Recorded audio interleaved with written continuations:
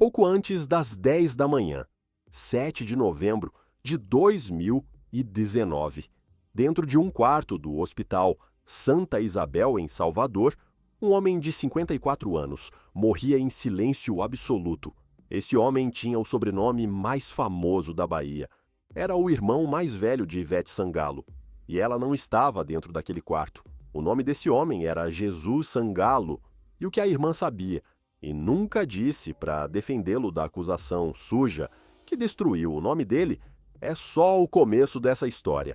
Fique até o final desse vídeo, porque o que você vai descobrir aqui vai mudar para sempre a forma como você vê Ivete Sangalo.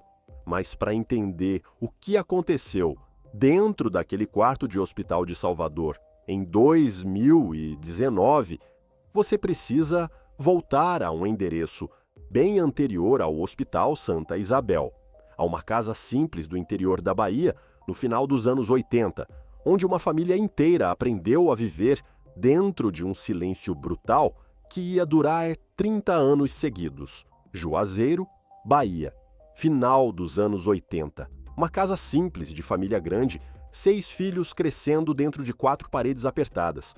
O pai chamava-se Alços Almeida, de Sangalo, pernambucano de origem. A mãe, baiana, chamava-se Maria Ivete Dias de Sangalo. Os filhos foram Jesus, Mônica, Cíntia, Marcos, Ricardo e a caçula, que naquele momento ainda assinava como Ivete Maria Dias de Sangalo. Era uma menina de 16 anos que cantava em qualquer lugar onde deixassem ela cantar. A vida dentro daquela casa de Juazeiro era apertada. O Alços trabalhava duro para alimentar os 6 filhos da família, sem nunca chegar perto da fartura. Em 1988, 2 golpes dolorosos caíram em sequência sobre aquela família baiana.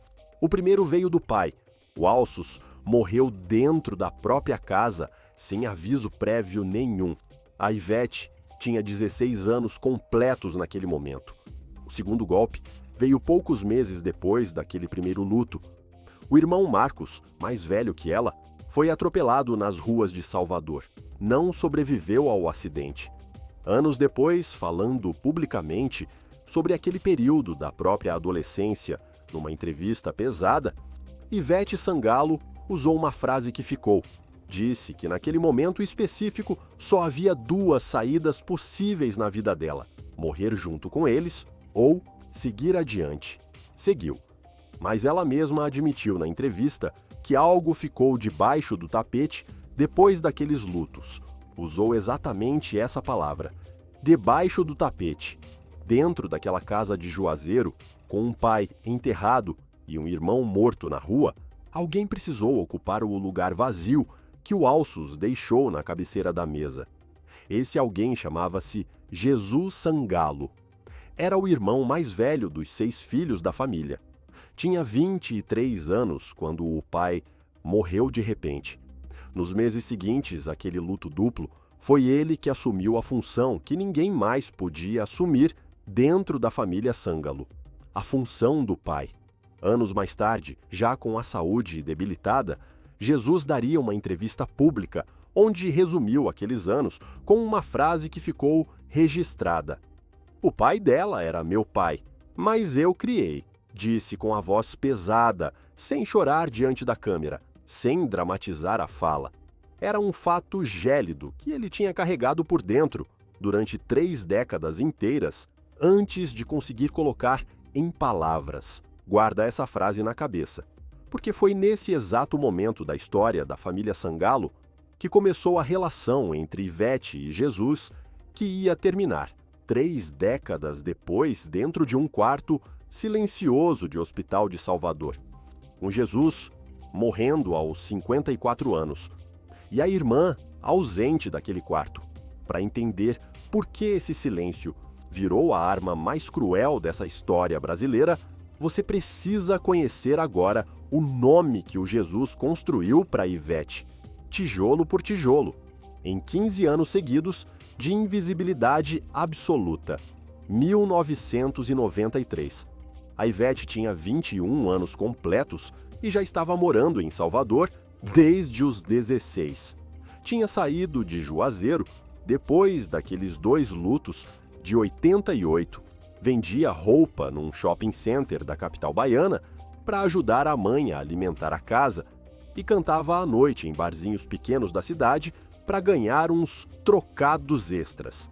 No ano anterior, em 1992, tinha ganhado o troféu Dorival Caymmi como melhor intérprete da Bahia daquele ano. Foi numa dessas noites de bar que o destino dela mudou para sempre. O produtor Djonga Cunha viu a menina cantando numa micareta no interior baiano e decidiu chamar ela para integrar uma banda baiana de axé music. O nome dessa banda era a Banda Eva. A Banda Eva já existia antes da Ivete chegar nela. Mas o jeito que essa menina de 21 anos cantava em cima do trio elétrico baiano transformou a banda, em 3 anos, no maior fenômeno do axé music brasileiro daquela década. Os shows lotavam, as músicas tocavam nas rádios do país inteiro. E o nome da Ivete começou a sair da Bahia para ganhar o resto do Brasil. Existia um problema silencioso dentro daquele sucesso explosivo da Banda Eva. A Ivete tinha uma das vozes mais potentes do axé music daquela época baiana.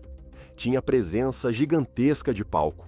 Tinha voz rara dentro daquele gênero, mas não entendia absolutamente nada da parte de negócio musical da banda.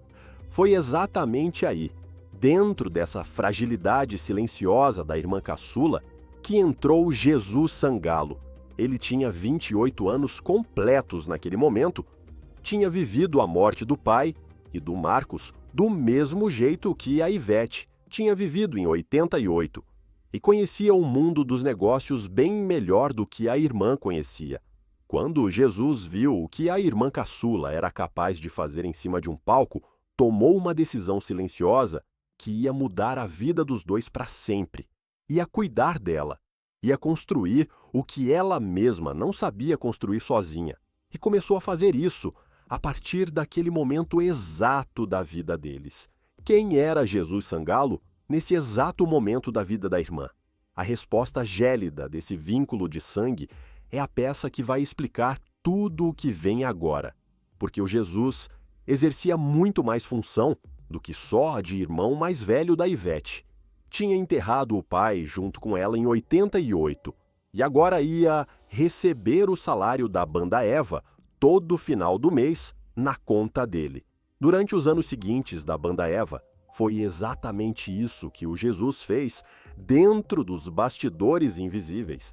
Negociava cachês com os contratantes do Brasil inteiro, decidia quais propostas comerciais a banda aceitava e quais recusava. Escolhia em quais cidades a Ivete ia cantar primeiro a cada turnê. Protegia a irmã caçula das pessoas erradas que circulavam dentro daquela indústria suja do entretenimento brasileiro. A Banda Eva durou 6 anos com a Ivete dentro dela como vocalista principal. Lançou 6 álbuns no total ao longo daqueles 6 anos. Vendeu mais de 4 milhões de cópias pelo Brasil inteiro.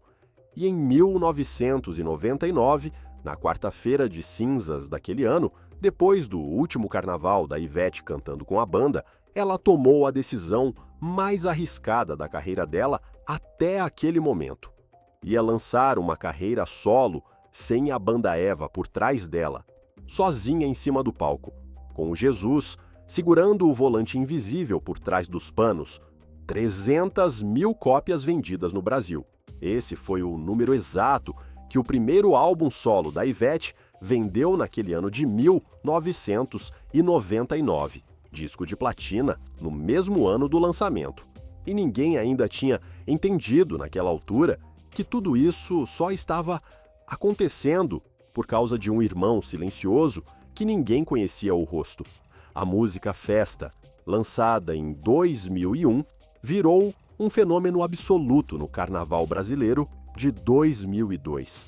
Naquele mesmo ano de 2002, o Brasil ganhou a Copa do Mundo da Coreia e Japão, e a música Festa da Ivete embalou a comemoração brasileira durante aquele mundial inteiro. A canção tocava em todas as rádios do país durante meses seguidos. Em 2003, ela lançou Sorte Grande. A canção virou o hino dos torcedores de futebol do Brasil inteiro, conhecida como Poeira pelo refrão repetido dela. A Ivete começou a aparecer em todas as capas de revista nacional brasileira. Em 2004, fez uma apresentação importante dentro do Rock in Rio Lisboa, em Portugal. E em 2006, no Rock in Rio Brasil, cantou para mais de 100 mil pessoas dentro do primeiro dia do festival, o mais vendido daquela edição inteira. Cada um desses momentos do sucesso brasileiro dela tinha um nome silencioso por trás, um nome que o Brasil quase nunca havia mencionado em entrevista de revista: Jesus Sangalo. A empresa que gerenciava toda a carreira da Ivete tinha sido criada em 1977 e chamava-se Caco de Telha. O Jesus era o presidente daquela empresa baiana. Guarda esse nome na cabeça agora: Caco de Telha.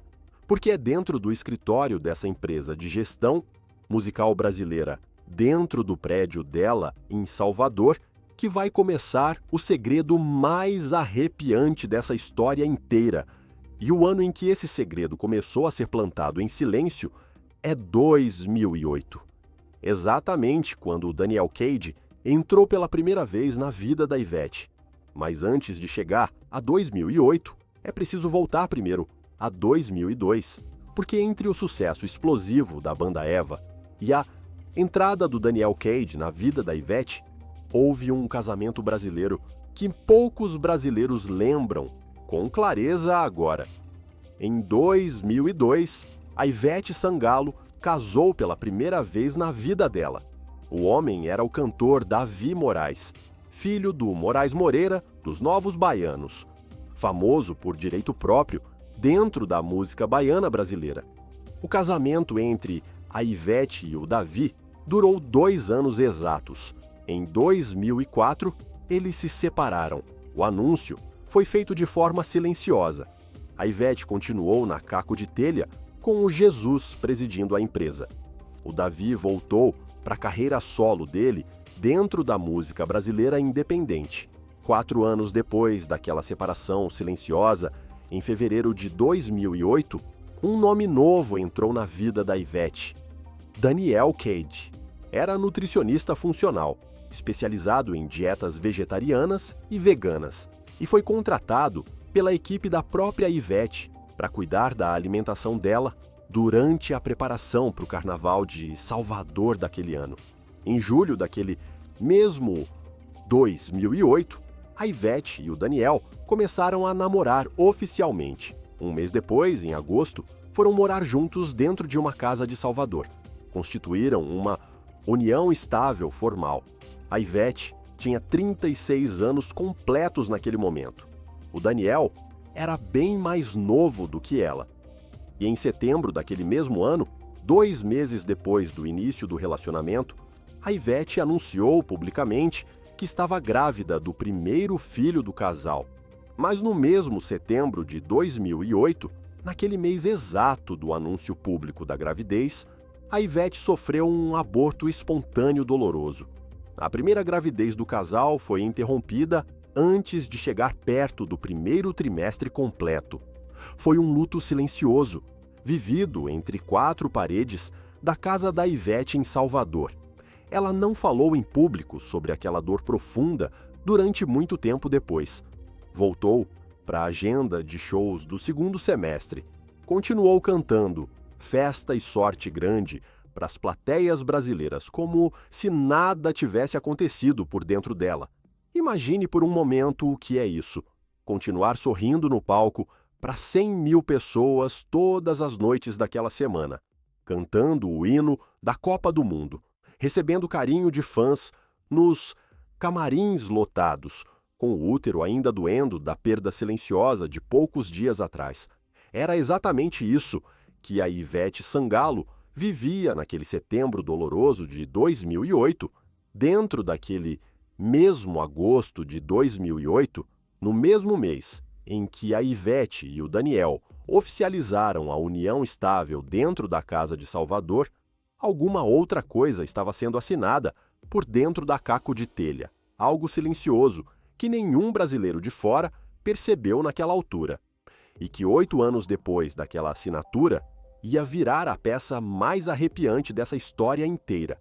Quando a Ivete e o Daniel oficializaram a união estável de agosto daquele ano, havia um acordo pré-nupcial sendo redigido dentro do escritório da Caco de Telha, em Salvador. Um documento jurídico que protegia o patrimônio milionário da Ivete em caso de separação futura. O Daniel assinou esse documento sem hesitação. Abriu mão completamente de qualquer direito sobre os bens da cantora antes de começar a morar com ela. E quem negociou cada vírgula daquele pré-nupcial inteiro dentro da Caco de Telha foi Jesus Sangalo. O irmão protegeu o dinheiro da Ivete, do marido novo dela. Garantiu que o relacionamento que tinha acabado de começar não pusesse em risco o patrimônio que os dois irmãos tinham construído juntos desde 1993. Cuidou de cada parágrafo daquele contrato pré-nupcial como cuidava de qualquer outro contrato comercial da empresa. Em silêncio, dentro dos bastidores invisíveis, sem pedir reconhecimento para Ivete por aquela proteção financeira inteira que estava oferecendo para ela. Em 2009, depois daquele primeiro aborto espontâneo doloroso de setembro do ano anterior, a Ivete engravidou de novo. No dia 2 de outubro de 2009, ela deu à luz o primeiro filho do casal. O nome do menino foi Marcelo Cade.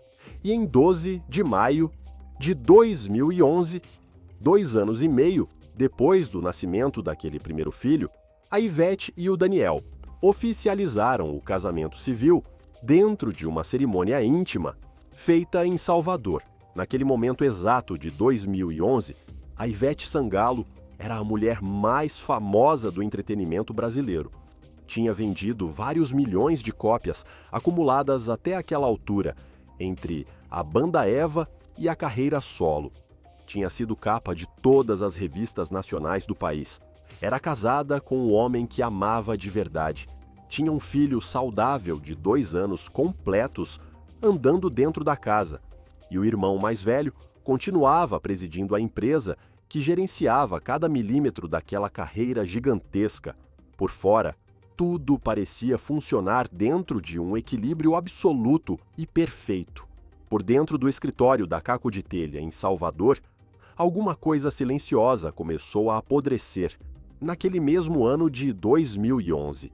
E o que ia explodir 3 meses depois daquele casamento oficial ia destruir a relação entre a Ivete e o Jesus para sempre. Guarda essa data na cabeça agora. 12 de maio de 2011, dia do casamento oficial da Ivete com o Daniel Cade.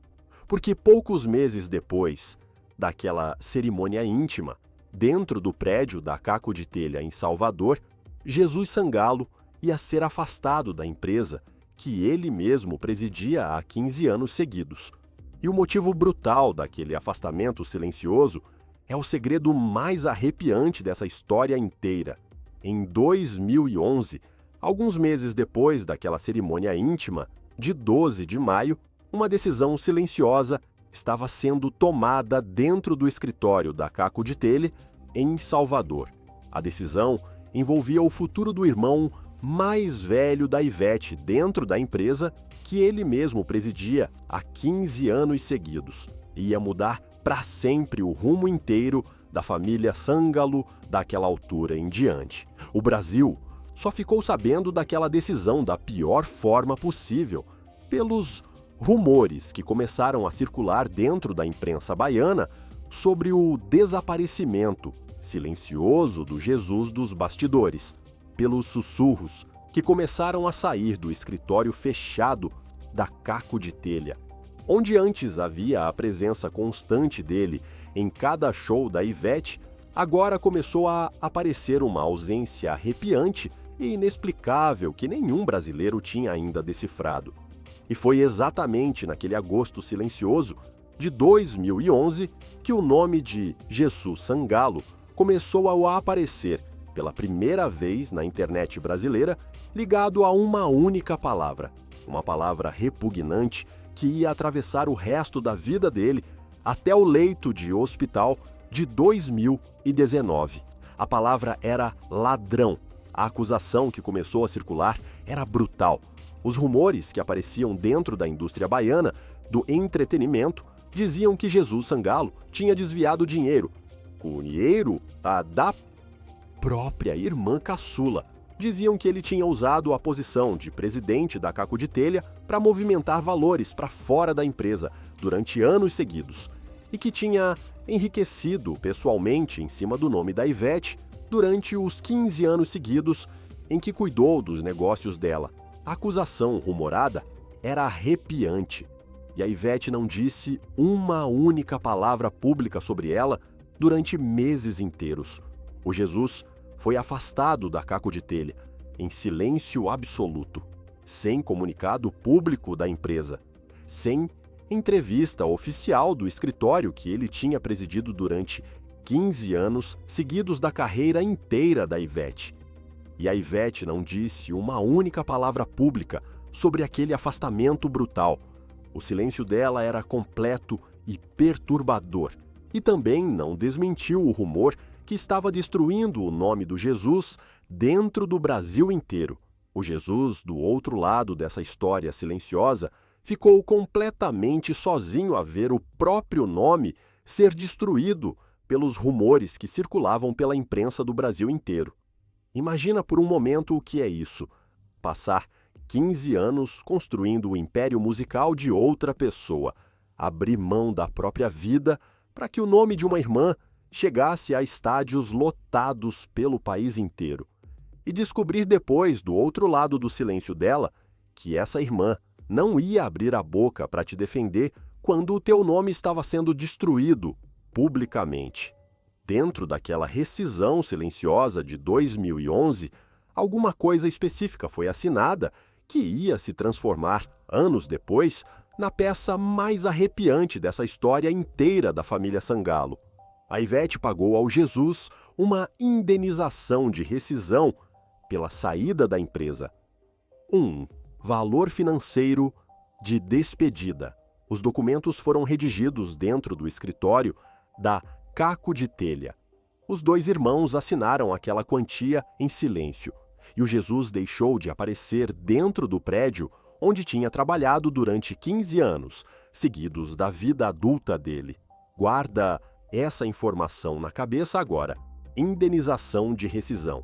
Porque o significado real daquela assinatura silenciosa entre os dois irmãos, daquela quantia paga em silêncio absoluto entre Salvador e o resto do Brasil, é uma das peças mais arrepiantes que vão entrar nessa história mais pra frente do vídeo.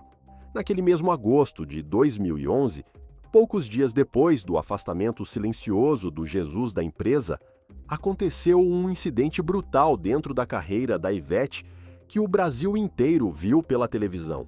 No dia 20 de agosto de 2011, durante o show de estreia da turnê Madison Square, dentro da Arena Anhembi de São Paulo, parte da estrutura de camarote desabou em cima da plateia paulista. 40 mil pessoas estavam dentro daquela Arena Anhembi naquela noite chuvosa de sábado paulista. A estrutura do camarote cedeu em efeito dominó logo no início da segunda música do show. Durante a interpretação da canção Aceleraê, 48 pessoas foram atendidas no local pelas equipes de socorro. 4 pessoas foram removidas para o hospital com suspeita de fratura. A Ivete pausou o show no meio do palco e disse para a plateia que precisava esperar para saber o que tinha acontecido com o povo dela ali embaixo. Dentro do palco daquela Arena Anhembi de São Paulo, no meio do caos brutal do desabamento do camarote, alguma coisa silenciosa estava sendo decidida dentro da cabeça da Ivete. Uma decisão íntima que ia atravessar os próximos 5 anos seguidos da carreira inteira dela. Uma decisão que ia ter um custo gélido, que ela ainda não tinha calculado, naquele exato momento do desastre paulista. Em cima do palco daquela Arena Anhembi, com 40 mil pessoas olhando para ela, a Ivete tomou a decisão silenciosa de continuar em silêncio total sobre o afastamento do Jesus da Caco de Telha, de não usar o microfone que tinha nas mãos para dizer uma única frase pública em defesa do irmão mais velho. E essa decisão íntima dela, tomada dentro daquele caos do desabamento paulista, ia atravessar os próximos 5 anos brutais da história entre os dois Sangalo. Mas o que ninguém ainda sabia no Brasil inteiro, naquele agosto brutal de 2011, era o seguinte: 5 anos depois daquela rescisão silenciosa, em 2016, Jesus Sangalo ia sentar na frente de uma câmera de televisão brasileira. E o que ele ia dizer naquele estúdio do Câmera Record sobre a irmã caçula é o segredo mais arrepiante de toda a história dessa família baiana. 5 anos seguidos se passaram entre o afastamento silencioso do Jesus da Caco de Telha, em agosto de 2011, e o momento em que ele decidiu falar publicamente sobre tudo o que tinha acontecido dentro da empresa. 5 anos seguidos de silêncio absoluto entre os dois irmãos. Foi um período brutal, onde qualquer brasileiro que pesquisasse o nome dele na internet do país encontrava sempre a mesma palavra repugnante grudada nele: ladrão. Durante esses 5 anos brutais, o Jesus passou a vender produtos de beleza dentro de Salvador para sustentar a família dele. A esposa dele chamava-se Kyoko, tinha contas para pagar todo o final do mês. E a carreira de empresário musical do entretenimento brasileiro tinha acabado para sempre no momento exato em que o nome dele foi destruído pelo rumor da acusação dentro da Caco de Telha de agosto de 11. Em 2016, depois de 5 anos seguidos de silêncio público brasileiro, o Jesus aceitou dar uma entrevista para uma equipe do programa de televisão Câmera Record. A entrevista não foi exibida em horário nobre da emissora brasileira. Foi colocada num horário escondido da programação. Não virou manchete nacional naquela semana de exibição. Passou quase despercebida para a maioria dos brasileiros que ligavam à televisão naquela noite específica de exibição. O que o Jesus disse naqueles minutos diante da câmera é uma das coisas mais perturbadoras que um irmão pode dizer sobre uma irmã viva em rede nacional brasileira. Ele falou com a voz firme dentro do estúdio, falou com os olhos pesados pela exaustão dos 5 anos e não dramatizou uma única frase do que disse durante aquela conversa gravada da Record. 4 palavras curtas. Foi tudo o que o Jesus precisou para mudar para sempre a história pública dele dentro daquele estúdio do Câmera Record naquela noite. As palavras saíram da boca dele olhando diretamente para a câmera da televisão brasileira. Aquelas 4 palavras curtas foram a primeira resposta pública dele à acusação que tinha destruído o nome dele 5 anos antes. O Jesus olhou para a câmera daquele estúdio e disse com a voz firme: qualquer pessoa que entrasse na internet brasileira ia encontrar que ele tinha dado um desfalque de milhões de reais dentro da empresa onde tinha sido presidente durante 15 anos. E depois fez uma pausa silenciosa diante da câmera e completou com 4 palavras secas que viraram a frase mais comentada daquela entrevista inteira: eu não dei, eu não dei. 4 palavras secas ditas por um homem que tinha construído cada centímetro do império musical da Ivete durante 15 anos seguidos da vida. Conhecia cada contrato da Caco de Telha de cor, conhecia cada negociação comercial que a empresa tinha fechado por dentro do mercado brasileiro. E agora, aos 51 anos completos, vendia produtos de beleza para sustentar a família dele dentro de Salvador. O que o Jesus disse a seguir dentro daquela mesma entrevista do Câmera Record foi muito mais arrepiante do que a defesa pessoal da inocência dele. Disse que toda aquela história tinha prejudicado a vida dele de forma absurda. O dano emocional ia muito além do dinheiro perdido dentro da caco de telha. Era um tipo de ferida silenciosa que tinha entrado pela cabeça e pela alma do homem ao mesmo tempo, e que tinha plantado um sofrimento doloroso de onde nunca mais saiu durante aqueles 5 anos brutais da vida adulta dele. E então veio a parte mais cruel daquela entrevista do Câmera Record. O Jesus olhou diretamente para a câmera de televisão da Record e disse uma frase específica sobre a irmã caçula que ele não tinha conseguido mais segurar dentro do peito naquela noite. Disse que existe um poder no microfone que não foi usado. Existe um poder no microfone que não foi usado. Aquela frase específica do Jesus, dita dentro do estúdio do Câmera Record em 2016, é a peça mais arrepiante de toda a entrevista que ele deu naquela noite. Porque o Jesus não estava falando do próprio microfone dele dentro daquele estúdio da Record. Estava falando do microfone da Ivete Sangalo, da plataforma gigantesca que a irmã tinha construído com o trabalho silencioso dele durante 15 anos seguidos. E que ela podia ter usado para dizer uma única frase de defesa em algum momento daqueles 5 anos brutais. Há um detalhe arrepiante daquela primeira entrevista do Câmera Record que quase nenhum brasileiro percebeu naquela noite específica. 7 dias depois daquela primeira entrevista do Jesus, ele sentou na frente de outra câmera de televisão brasileira.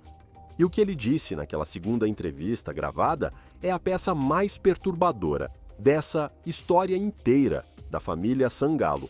Uma semana depois daquela primeira entrevista, em que disse que não tinha dado o desfalque na caco de telha, o Jesus deu uma segunda entrevista para outra câmera brasileira e admitiu uma coisa que ninguém esperava ouvir da boca dele depois de 5 anos seguidos de silêncio público.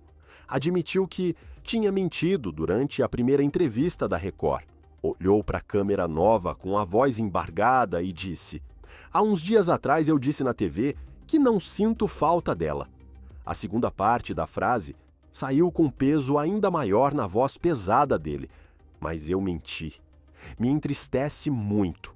Um homem de 51 anos completos chorou diante da câmera nova logo depois daquelas palavras curtas. O Jesus tinha presidido durante 15 anos uma das maiores empresas do entretenimento brasileiro do país e chorou na frente de uma câmera de televisão porque tinha mentido ao dizer que não sentia falta da irmã caçula. Porque a verdade silenciosa daquele homem, a verdade dolorosa que ele não tinha conseguido mais segurar dentro do peito naquela altura, era que sentia falta dela, que sempre tinha sentido falta. E que dizer o contrário na primeira entrevista tinha custado para ele mais do que qualquer outra coisa que tinha dito naquelas semanas brutais. E foi exatamente nesse momento da segunda entrevista, de 2016, que o Jesus disse uma frase específica sobre o passado familiar do Sangalo, que ficou registrada para sempre dentro do arquivo da Record. Olhou diretamente para a câmera nova do estúdio, pausou por um momento silencioso e disse uma frase curta que resumia 3 décadas inteiras de vida dos 2 irmãos baianos. "O pai dela era meu pai, mas eu criei. O pai dela era meu pai, mas eu criei." Guarda essas palavras finais do Jesus na cabeça agora, porque 3 anos depois daquela segunda entrevista chorada de 2016, o homem que disse essas palavras na frente da câmera brasileira ia estar dentro de um quarto de hospital de Salvador, em coma, induzido pelos médicos, ligado à ventilação mecânica do hospital, esperando uma reaproximação silenciosa que a irmã caçula ainda nem tinha conseguido fazer direito. O Jesus Sangalo, naquele ano de 2016, dentro do estúdio do Câmera Record, tinha 51 anos completos. Era um homem ainda relativamente novo, mas o sofrimento daqueles 5 anos seguidos de acusação pública contra ele tinha começado a afetar a saúde dele de um jeito que nenhum médico baiano tinha conseguido decifrar direito naquela altura da vida adulta dele. 2 anos depois daquelas 2 entrevistas chorosas da Record, em 2018, a saúde do Jesus começou a apresentar os primeiros sinais brutais de degradação física. Ele passou por uma primeira internação dentro de um hospital de Salvador. A causa imediata foi uma complicação pós-operatória de uma cirurgia bariátrica anterior que ele tinha feito alguns anos antes. Recebeu alta naquela primeira hospitalização. Voltou para a casa dele dentro da capital baiana. Foi também durante esse mesmo ano de 2018, a pedido da própria família Sangalo, que a Ivete e o Jesus começaram uma reaproximação tímida e frágil entre os dois, cheia de silêncios não preenchidos entre eles, sem entrevistas públicas conjuntas dos dois irmãos. O Jesus voltou a frequentar pontualmente a casa da Ivete em Salvador, depois de 7 anos seguidos de afastamento absoluto entre eles. E havia um problema gigantesco que estava jogando silenciosamente contra os dois irmãos baianos naquela altura da reaproximação: o tempo. Porque a saúde do Jesus tinha começado a ruir silenciosamente naquela altura da vida adulta dele, e nenhum dos dois irmãos ainda sabia disso direito naquela primavera baiana de reaproximação tímida.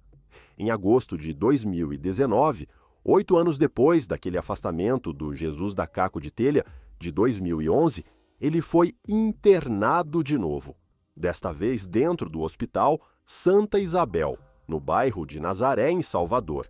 A causa daquela internação foi uma sepse abdominal aguda, uma infecção sistêmica brutal que tinha sido desencadeada por uma complicação pós-operatória da cirurgia bariátrica anterior do Jesus. A sepse abdominal é uma das condições médicas mais perigosas que um paciente adulto pode desenvolver dentro de um hospital. O corpo humano entra numa reação inflamatória generalizada. Os órgãos vitais começam a falhar um por um, e a única chance de sobrevivência é ficar dentro de uma UTI com suporte completo do hospital. Foi exatamente isso que aconteceu com o Jesus naquele agosto de 2019. Foi colocado em coma, induzido pelos médicos baianos e ligado à ventilação mecânica do hospital. O suporte circulatório artificial mantinha os órgãos vitais funcionando dentro do quarto da UTI naquelas semanas. Em setembro de 2019, depois de algumas semanas em coma, induzido dentro do Hospital Santa Isabel, o Jesus apresentou uma melhora aparente do quadro clínico geral. Saiu da UTI baiana, voltou para a enfermaria do hospital. Os médicos acharam que ele ia conseguir vencer aquela infecção brutal. A família inteira respirou aliviada por um momento curto da história. E a Ivete Sangalo, pela primeira vez em muitos anos, falou publicamente sobre o irmão dentro de uma rede social brasileira. Postou no Instagram dela um agradecimento pelas orações dos fãs daquele momento. Foi exatamente o que ela escreveu no Instagram dela naquela altura de setembro de 2019. Queria agradecer as orações de vocês. Meu irmão já está bem, já está evoluindo bastante e a gente está muito feliz com isso. Foi uma das primeiras menções públicas diretas da Ivete ao irmão dela em vários anos seguidos de silêncio. Anos sem dizer o nome dele dentro de uma rede social brasileira. Anos sem mencionar publicamente a existência dele e em entrevista pública nenhuma do Brasil inteiro. Mas o que ela não sabia naquele setembro de 2019, naquele momento exato em que postou no Instagram dela aquele agradecimento aliviado, era o seguinte: a melhora do Jesus era apenas aparente dentro do hospital. O corpo dele não tinha vencido a sepse abdominal de verdade. Apenas conseguiu suspender o avanço dela por algumas semanas dentro daquele leito baiano. Em outubro de 2019, O quadro clínico do Jesus piorou novamente dentro do Hospital Santa Isabel. Voltou para UTI. E desta vez, o corpo dele não conseguiu mais responder ao tratamento médico que os doutores baianos estavam aplicando. A infecção tinha se espalhado de um jeito que nenhum antibiótico conseguia conter mais. Os órgãos vitais começaram a falhar um por um, e os médicos comunicaram à família Sangallo que o quadro tinha se tornado irreversível dentro daquele leito do hospital. No dia 7 de novembro de 2019, pouco antes das 10 horas da manhã, dentro de um quarto do Hospital Santa Isabel, em Salvador, Jesus Sangallo morreu aos 54 anos completos. A causa registrada no atestado de óbito foi a sepse abdominal, que tinha se espalhado pelo organismo dele desde agosto daquele ano de 2019. A família foi comunicada poucos minutos depois daquele óbito brutal. E a notícia da morte do irmão mais velho, da Ivete Sangallo, começou a circular pela imprensa nacional no início daquela manhã de quinta-feira específica. No dia 8 de novembro de 2019, um dia depois do óbito, o corpo do Jesus foi velado dentro do cemitério Jardim da Saudade, no bairro de Brotas, em Salvador. A cerimônia foi rápida e discreta naquela manhã específica. A missa de corpo presente aconteceu às 10 horas da manhã. A cremação ocorreu logo em seguida, por volta das 11 horas. A Ivete Sangallo compareceu ao velório acompanhada do marido, Daniel Cadi, naquela manhã específica de despedida. Havia duas mulheres ficando ao lado do caixão durante toda a cerimônia do velório. Uma delas era a Kyoko, a viúva do Jesus, casada com ele há vários anos da vida adulta dele. A outra era a Mônica Sangallo, uma das irmãs do meio da família baiana. Elas duas ficaram coladas no caixão durante todo o tempo do velório dentro do cemitério. A Ivete ficou um pouco mais afastada do caixão. Recebeu o carinho dos amigos e parentes que vieram dentro do cemitério. Ficou o tempo que achou necessário dentro daquele lugar. E voltou para a casa dela no final daquela manhã. Existe uma foto conhecida desse momento exato dentro do velório do Jesus que apareceu nas redes sociais brasileiras. Uma imagem onde a Kyoko e a Mônica estão coladas no caixão do irmão. E a Ivete está claramente distante das duas dentro daquele cemitério baiano. Aquela imagem específica fala mais alto do que qualquer entrevista que a Ivete deu nos meses seguintes à morte do irmão dela. Mas o que aconteceu nas redes sociais da família Sangallo no mesmo dia do óbito do Jesus, naquele 7 de novembro de 2019, é uma das peças mais arrepiantes e perturbadoras dessa história inteira da família baiana. A Mônica Sangallo, irmã do meio da família, abriu a conta dela do Instagram naquela mesma noite e escreveu um texto público sobre a morte do Jesus que ninguém esperava ouvir daquela altura específica. A Mônica não usou o nome direto da Ivete dentro daquele texto público do Instagram dela. Não precisou usar. Escreveu que o Jesus tinha sido acusado de ser ladrão durante anos seguidos, que essa acusação pública tinha sido uma lástima brutal, que ele tinha sido julgado e condenado moralmente pela crueldade parcial da imprensa baiana, crucificado em público dentro das redes sociais sem nenhum dos parentes próximos ter saído em defesa dele durante esses anos brutais. E foi exatamente nesse texto público do Instagram que a Mônica Sangallo escreveu uma frase específica que ficou para sempre dentro da história dessa família. A frase que ninguém que leu naquele dia conseguiu esquecer depois. Disse que há várias formas de morrer dentro da vida adulta e que o irmão Jesus tinha conhecido todas elas durante aqueles anos seguidos de silêncio. Lê essa frase de novo, com calma. Há várias formas de morrer. Dita por uma irmã sobre um irmão que tinha acabado de morrer dentro de uma UTI baiana naquela mesma manhã. Uma irmã a dizer: em público dentro das redes sociais brasileiras que o Jesus não tinha morrido só de sepse abdominal dentro do hospital, que havia uma outra coisa silenciosa matando ele desde muito antes do leito da UTI baiana. Mas a Mônica foi mais longe ainda dentro daquele texto público das redes sociais. Escreveu que talvez houvesse um Barrabás silencioso no meio dessa história inteira da família Sangallo.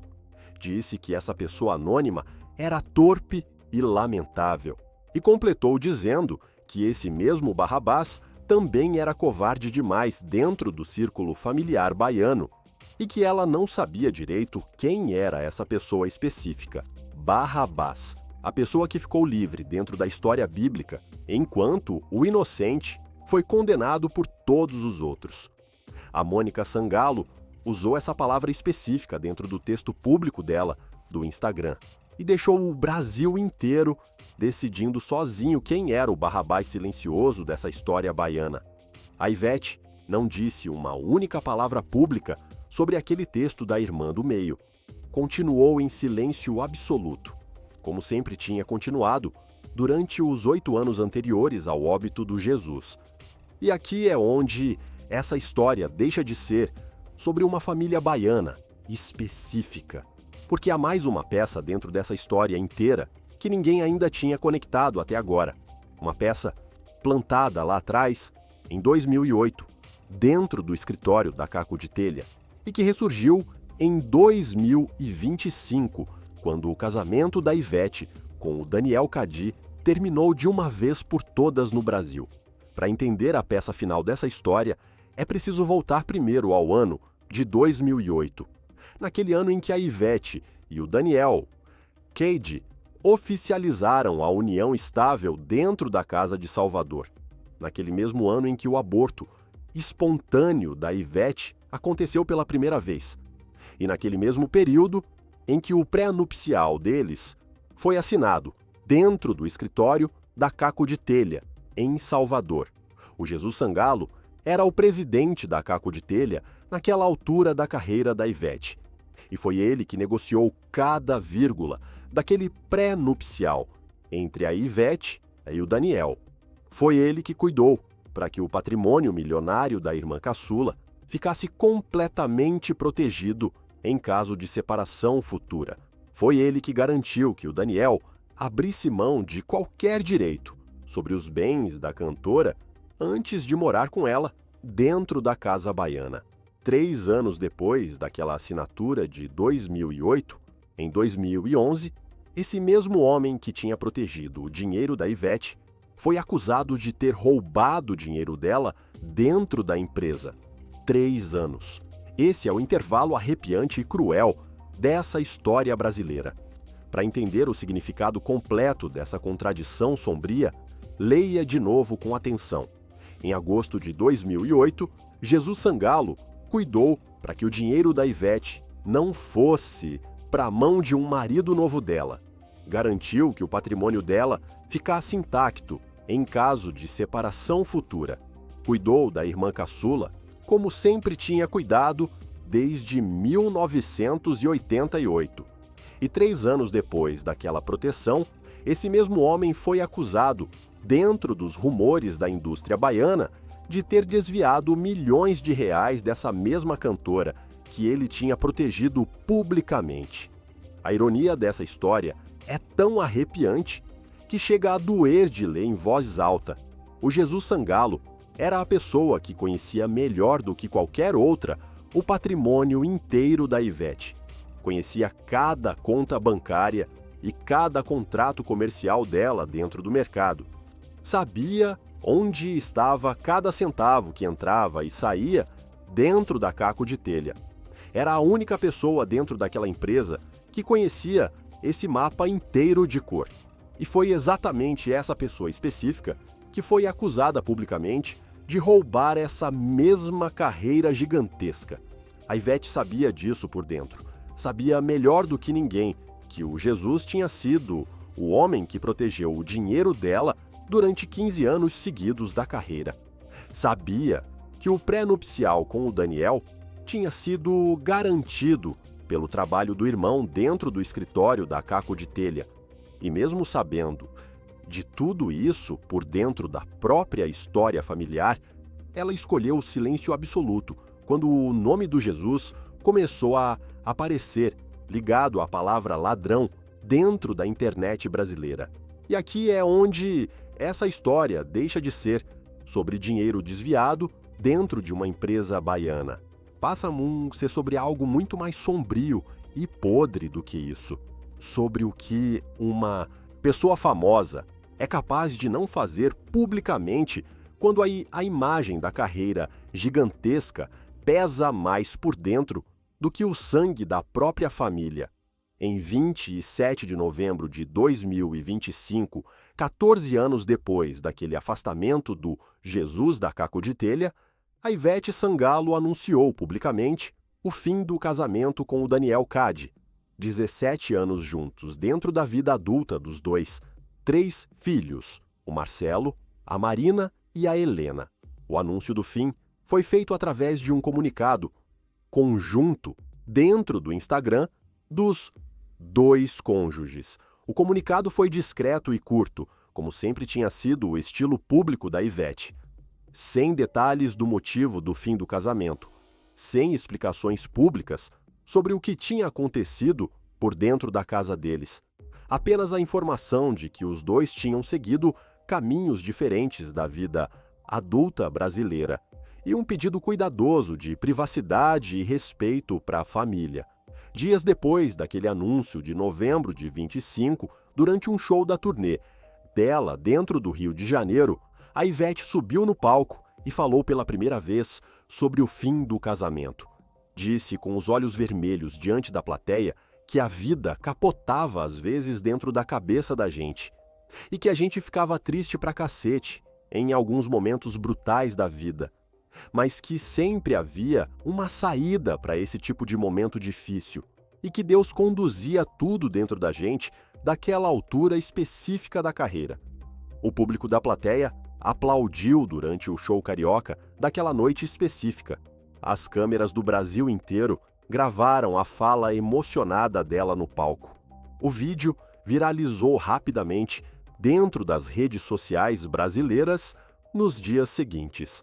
E quem conhecia a história do Jesus Sangalo ficou olhando para aquele vídeo do palco do Rio com uma sensação estranha por dentro do peito naquele momento. Porque aquelas palavras ditas no palco do Rio em 2025 eram quase as mesmas palavras emocionadas que o Jesus poderia ter dito em 2016 sobre a irmã. A vida capota. A gente fica destruído por dentro do peito durante alguns momentos. Parece que tudo para de funcionar dentro da cabeça, mas a câmera não estava filmando o Jesus naquela época específica dentro de Salvador. Estava filmando apenas a Ivete Sangalo, daquela altura. O Jesus Sangalo pagou esse silêncio com a própria vida dentro daquele leito da UTI baiana de 2019. E agora, em 2026, a Ivete continua pagando esse mesmo silêncio dentro do palco do show dela pelo Brasil inteiro, apenas que de outra forma, sem o irmão mais velho do lado dela para protegê-la contra o medo do que vem agora.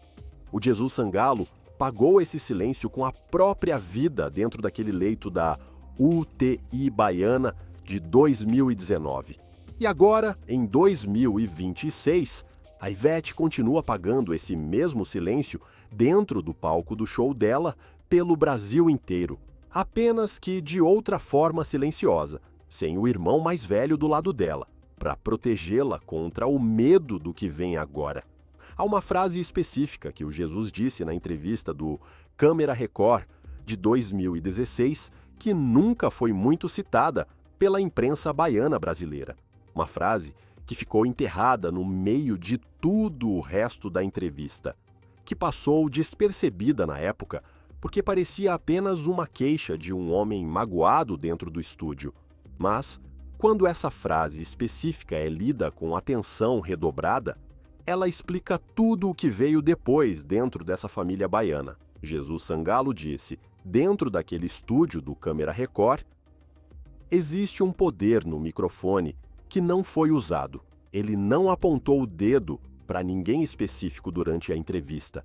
Em momento algum, exigiu reabilitação pública do nome dentro da Record. E também evitou chamar a irmã caçula de traidora durante aqueles minutos de gravação. Disse apenas que havia um poder específico e que esse poder ficou em silêncio quando devia ter falado dentro de algum momento daqueles 5 anos brutais. A pergunta que essa frase deixa aberta dentro da história inteira, a pergunta que o Jesus levou para dentro da UTI baiana de 2019 e nunca mais voltou de lá. Não é se a Ivete Sangalo amava o irmão dela por dentro. Essa resposta provavelmente é sim. A pergunta arrepiante é outra. É se o amor entre dois irmãos, quando entra em conflito com a fama pública e com o medo de perder tudo o que se construiu, é suficiente para fazer alguém abrir a boca pública e dizer a verdade dentro de uma entrevista. O Jesus Sangalo acreditava que não era suficiente e morreu acreditando nisso silenciosamente dentro daquela UTI de Salvador em 2019. E a Ivete continua em 2026, no palco do show dela pelo Brasil, cantando Festa pra Plateia, embalando carnavais brasileiros lotados, sem o irmão mais velho do lado dela para carregar o peso silencioso dessa história arrepiante junto com ela. Essa história podia parecer apenas sobre dinheiro desviado dentro de uma empresa baiana, sobre contratos comerciais e auditorias administrativas dentro de uma carreira brasileira gigantesca. Mas não é apenas isso. Vai muito mais fundo do que isso, por baixo da superfície da história. É sobre o que acontece dentro de uma família baiana quando o silêncio absoluto vira o idioma principal de comunicação. Quando ninguém fala, porque todo mundo tem medo do que a verdade vai custar para a carreira pública. E quando a pessoa que tem mais poder para mudar as coisas é exatamente aquela que mais tem a perder ao mudá-las publicamente. A imagem mais arrepiante dessa história inteira não é a do Jesus dentro da UTI de Salvador em 2019. É a do palco do Rio de Janeiro em 2025, 14 anos depois daquele afastamento do irmão da Caco de Telha, com a Ivete cantando para a plateia brasileira lotada, os olhos vermelhos da separação do Daniel Cade e o mesmo silêncio absoluto que tinha matado o Jesus dentro daquele hospital baiano de 2019. Há uma frase que o Jesus Sangalo deixou registrada antes de morrer dentro do hospital de Salvador. Alguém perguntou se a briga com a Ivete tinha destruído a relação entre os dois irmãos para sempre. O Jesus ficou em silêncio por um momento antes de responder. E depois respondeu com a voz pesada que, sim, com o tempo as mágoas passam. Mas que o problema é que às vezes não dá tempo dentro de uma vida. Às vezes a morte interrompe o tempo antes que a reconciliação consiga acontecer entre dois irmãos. Ele não terminou aquela frase específica diante de quem perguntou. Ficou ali com as palavras suspensas no ar da sala, como se soubesse alguma coisa que ainda não era à altura de dizer em público naquele momento brutal da vida dele. Às vezes, a morte interrompe o tempo antes da hora certa, e você fica para sempre dentro de uma única vida, com a pergunta que nunca foi feita pessoalmente, e com a resposta que nunca foi dada publicamente. O Jesus ficou com a resposta que nunca recebeu dentro daquele leito da UTI baiana, e a Ivete ficou com a palavra que nunca disse dentro do microfone gigantesco dela. E o que sobra entre os dois irmãos baianos, agora que um deles já não está mais aqui no Brasil, é um silêncio doloroso, diferente de todos os outros silêncios da carreira dela. Um silêncio absoluto, que não pode mais ser quebrado dentro do palco da Ivete, porque do outro lado já não há mais ninguém vivo para ouvir essa palavra dela. Todas as famílias do Brasil têm um Jesus dentro delas por algum lugar. Alguém que construiu em silêncio absoluto que ficou em segundo plano, da vida sem pedir reconhecimento, convicto de que o amor entre irmãos bastava para substituir tudo, e que descobriu um dia, tarde demais já, que o amor sem coragem de defender publicamente, quando isso é difícil, não chega para mudar nada dentro da família. E todas as famílias do Brasil têm também o silêncio da Ivete Sangalo dentro delas por algum lugar. Alguém que sabe a verdade e poderia falar em público sobre ela, mas que escolhe não falar porque falar tem um custo que essa pessoa não está disposta a pagar e que carrega esse silêncio absoluto até o dia em que já não há mais ninguém do outro lado para ouvir essa palavra escondida. Se essa história arrepiante te fez pensar agora em alguém dentro da tua própria família, em alguém que está esperando do outro lado de um silêncio absoluto que só tu podes quebrar, liga para essa pessoa hoje à noite. Não amanhã, hoje. Porque às vezes a morte interrompe o tempo e você não percebe direito até já ser tarde demais para fazer essa ligação importante.